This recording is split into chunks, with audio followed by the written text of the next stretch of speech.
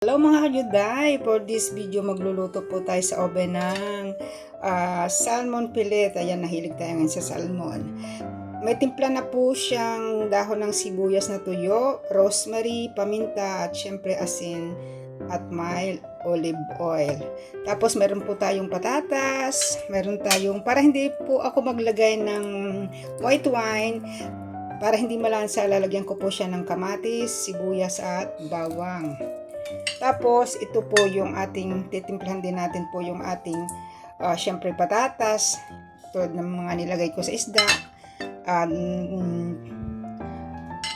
paminta, ito yung sibuyas, at syempre rosemary at olive oil. Kaya tara mga kajuday, samahan nyo ako magluto.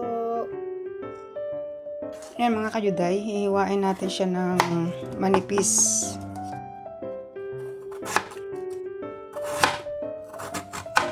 Yan, manipis lang po siya pagkahiwa para isasapin po natin siya sa sa ilalim ng salmon. Dapat manipis na manipis talaga. Ayan mga kajuday, nahiwa ko na po siya ng manipis. Ayan.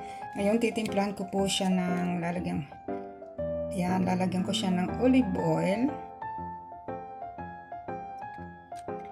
Tapos lalagyan ko siya ng rosemary. Ayan. At tuyo ng dahon sibuyas para po malasa.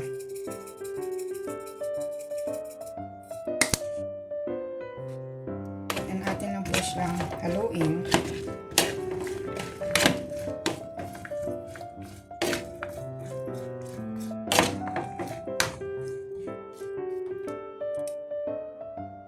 Yan mga kajuday, yung salmon, lalagyan ko po siya sa ibabaw ng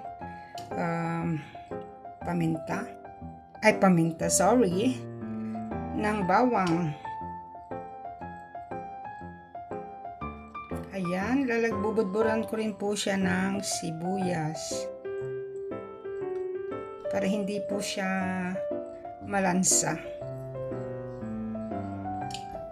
Yan, lalagyan natin lang siya lahat sa ikalat lang po natin. Yan mga kajuday, lagyan din natin siya ng konting kamatis po sa ibabaw. Ayan.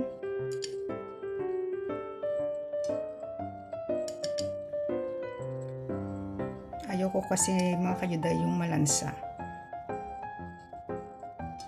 Ayan, lagyan ng yan, okay na. Ilalagay na natin ngayon siya sa oven.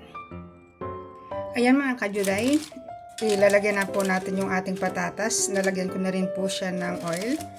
Yan, may sapin na rin siyang baking paper para hindi po siya dumikit. Yan, ilalagay na po natin.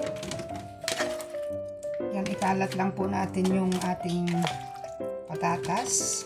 Templado na rin po ito.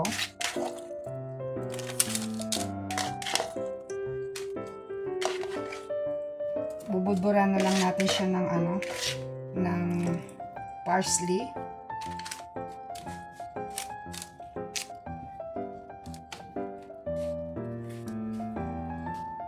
Ayan mga kajuday, dahil wala tayong presko na parsley ay yung dry lang po yung ilalagay natin. Ayan. Lagyan din natin siya ng kamatis po sa ibabaw. Ayan.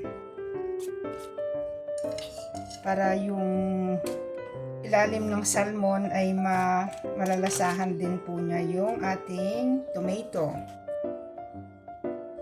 Ayan mga kajuday, ilalagay na po din natin sa ibabaw ang ating salmon fish fillet. Ayan. Lagyan natin siya sa ibabaw. Dagdagan lang din natin ng konti pang olive oil sa ibabaw.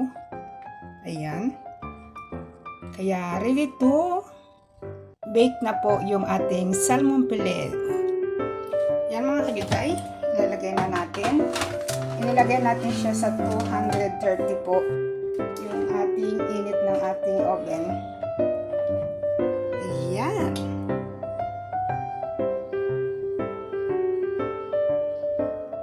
Ayan mga kayuday, luto na po yung ating baked salmon fillet with potatoes.